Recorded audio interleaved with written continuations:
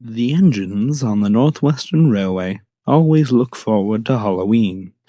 They love seeing all of the costumes, and they enjoy watching the fireworks from Tidmouth Station. But most of all, they love gathering round the turntable and telling ghost stories. This year, Edward was telling a story from the railway's early days. Jack was a kind engine, one of the first to be loaned to the Northwestern Railway. He always did his work without complaint, and was seldom behind schedule. Unfortunately, this did not spare him from the untimely end fate had in store for him. One foggy morning, Jack was collecting his passengers from Lower Sudbury. He had been running late, and was determined to make up for lost time. "Get in quickly, please, else he'll be late and we can't have that." It seemed as if Jack would be on time. That is, until he was approaching the junction. A goods train was passing through just as Jack rushed round the bend. By the time he saw what was ahead, his fate was already sealed. When the wreckage was cleaned up, Jack, or rather his remains, were in a horrible state. His smoke box was twisted, his boiler dented, and his whistle had been torn right off. He was sent to the smelters and was cut up and melted down the following week. Some workmen claim to have seen Jack roaming the branch line at night. Some say he is searching for his lost whistle, so that he can be whole once more. Others say he runs again as a warning to others. Regardless, if you run on the Brendam branch at night, keep an eye out, or you may get a visit from Jack. The other engines stared in awe of Edward's story, except for Thomas and Henry, who just exchanged concerned, knowing glances. "What, scared of a little story, are you, Thomas?" "What?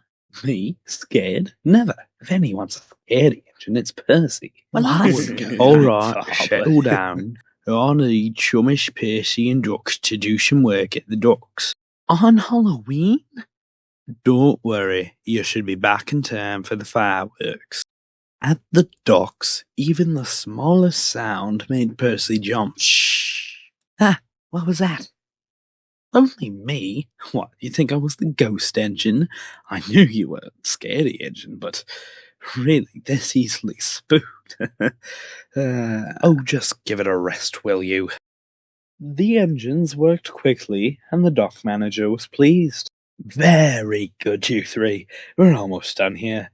But an ocean liner has had to dock here because it took some damage, and we need one of you to stay behind and get the passengers off the ship. I'm sure Thomas wouldn't mind staying behind. What? What, you're not scared, are you? Well, no. Well, but then it's settled. Percy and I will head back to Tidmouth, and Thomas will stay here. This is ridiculous. Why do I have to be the one who stays behind? Won't be much longer, old boy. Thomas was making good time until he found himself going slower and slower, and eventually he came to a standstill. Thomas could have sworn that the night felt colder and darker, and he felt as if someone was watching him. And there in front of him in the darkness, he could just barely make out the shape of a battered old tender engine. Jack? Jack didn't move. He just stood there, staring. Everything all right, old boy? Thomas looked at his driver, and then back in front of him. Jack was nowhere to be seen, but he could hear heavy puffing. Not long after, Duck and Percy had made it back to Tidmouth. That'll serve him right for teasing you, won't it? Still, I hope he doesn't miss the fireworks. Just then, Thomas shot past Duck and Percy. Oh no, he's after me, he's after me, he's after me. Oh, I don't think he'll be late. Percy and Duck found Thomas in the shed. I am sorry for teasing you. That's all right. I suppose you had a good scare yourself. I suppose we better get back to the station so we don't miss the fireworks. Actually, I think we can get a pretty good view from right here.